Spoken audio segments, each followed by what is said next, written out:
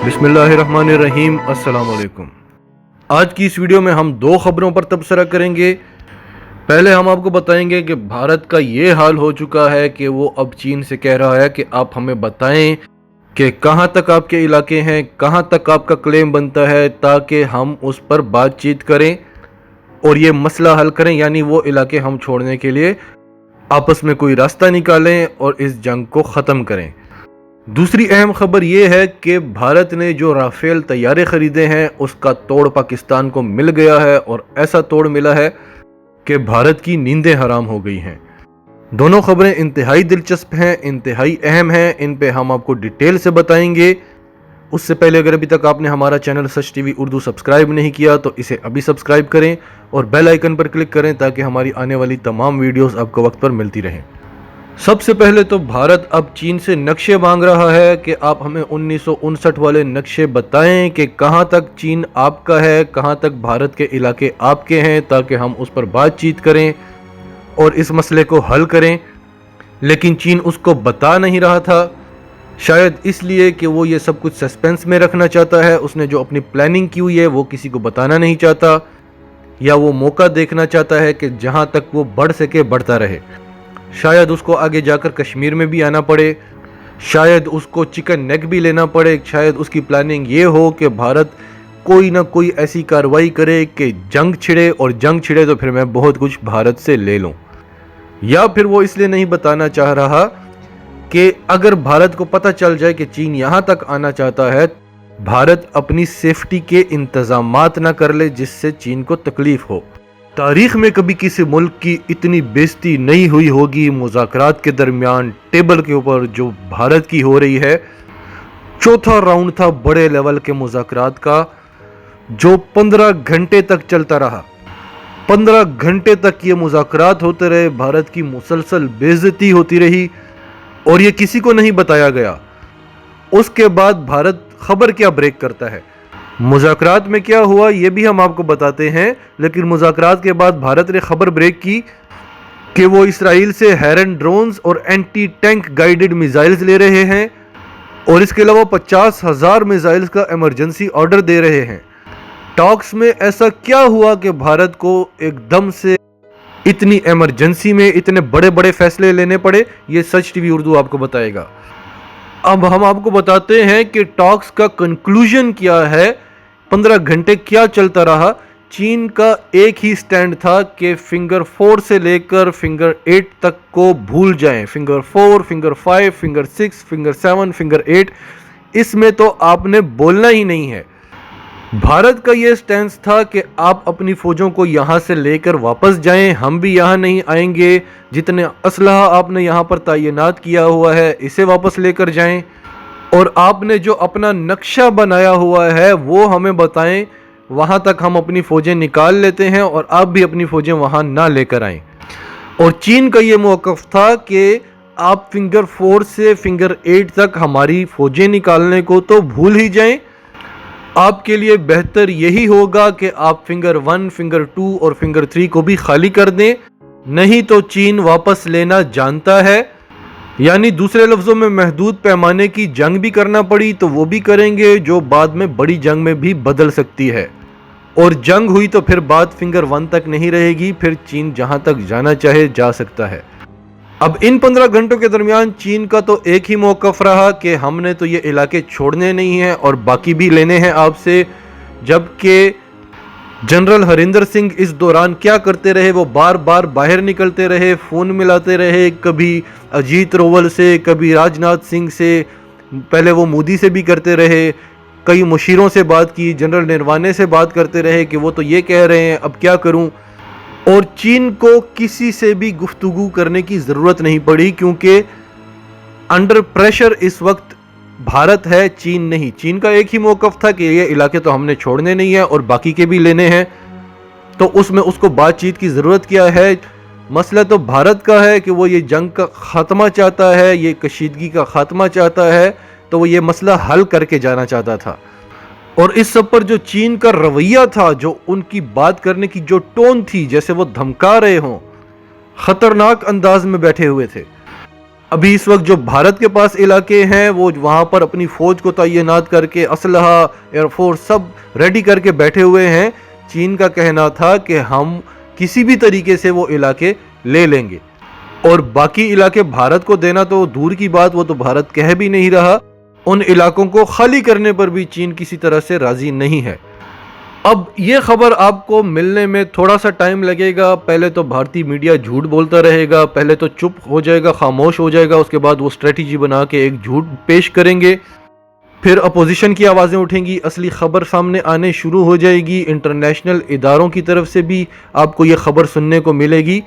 اب اس ملاقات کے بعد بھارت کو ایک چیز تو سمجھ آ گئی ہے کہ چین تو پیچھے ہٹنے والا تو ہے ہی نہیں، اور اس نے باقی کے علاقے بھی ہم سے چھوڑنے نہیں ہیں، اور بہت زیادہ جگ ہنسائی ہو گئی ہے، بہت زیادہ رسوائی ہو گئی ہے پوری دنیا میں بھی، عوام میں بھی. عوام کو جو ہم بالی ووڈ موویز کے ذریعے، میڈیا کے ذریعے اپنی طاقت دکھاتے رہے، ان کے دل و دماغ میں یہ ڈالتے رہے کہ آپ دنیا کی سب سے بہادر قوم ہیں، آج بھارتی فوج کی اور بھارتی حکومت کی اصلیت کھل کر سامنے آ رہی ہے. عوام کو بہت بڑا جھٹکا لگا ہے، اور ابھی کچھ پتہ نہیں چین آگے کہاں تک آنا چاہتا ہے.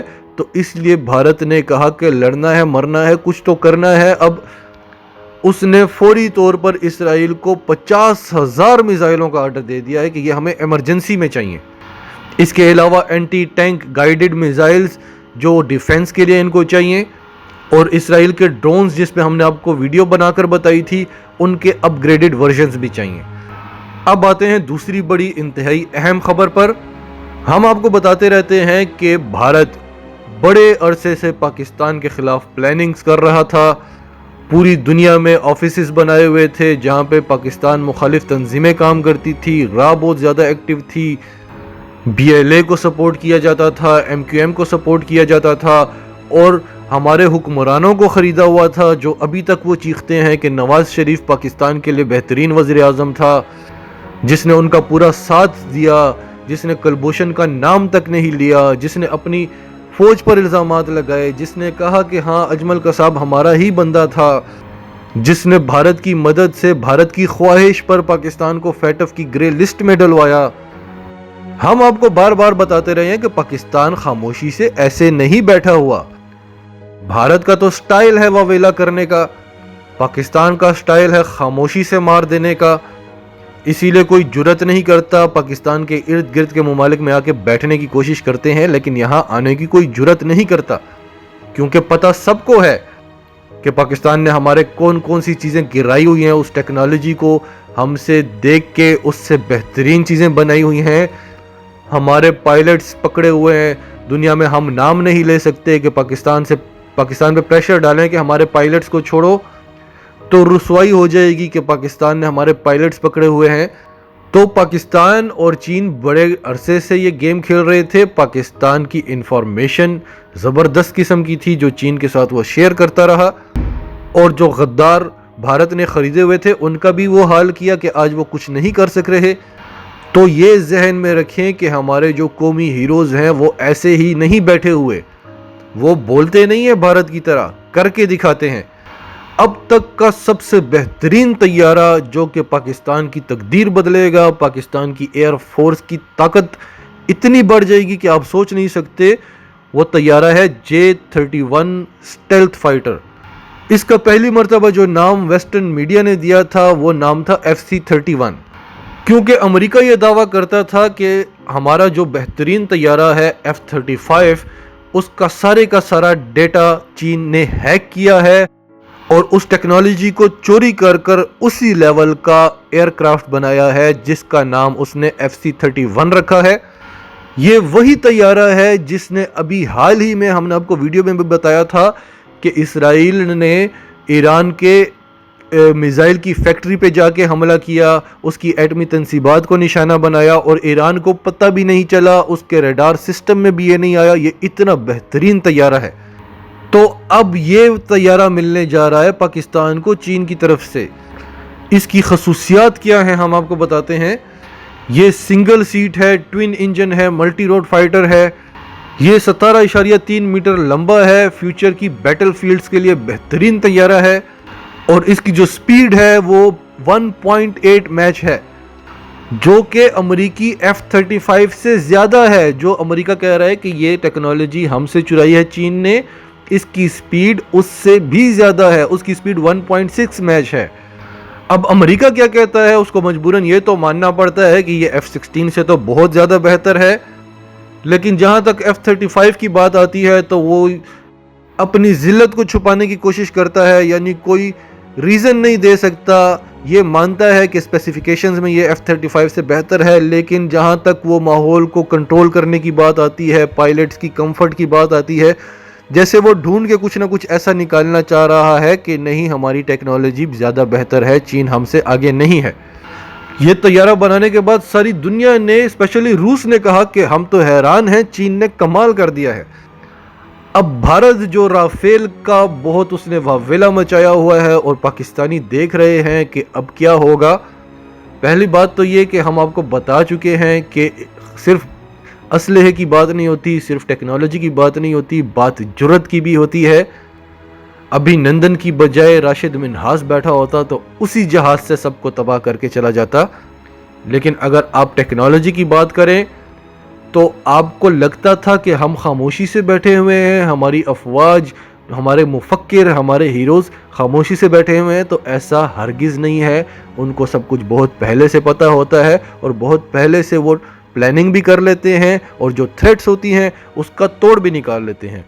ناظرین، آپ کا اس سب کے بارے میں کیا کہنا ہے؟ کمنٹس میں اپنی رائے کا اظہار ضرور کریں. اور اگر آپ ہمارے چینل پر نئے ہیں تو ابھی سچ ٹی وی اردو کو سبسکرائب کریں، سچ ٹی وی اردو فیملی کا حصہ بنیں اور ہماری ویڈیوز کو لائک کریں، شیئر کریں، تاکہ زیادہ سے زیادہ پاکستانیوں تک یہ میسیجز پہنچتے رہیں اور ہمارے چینل کی جو آپ کے لیے چلتا ہے، جو آپ کے تعاون سے چلتا ہے، اس کی گروتھ ہو سکے.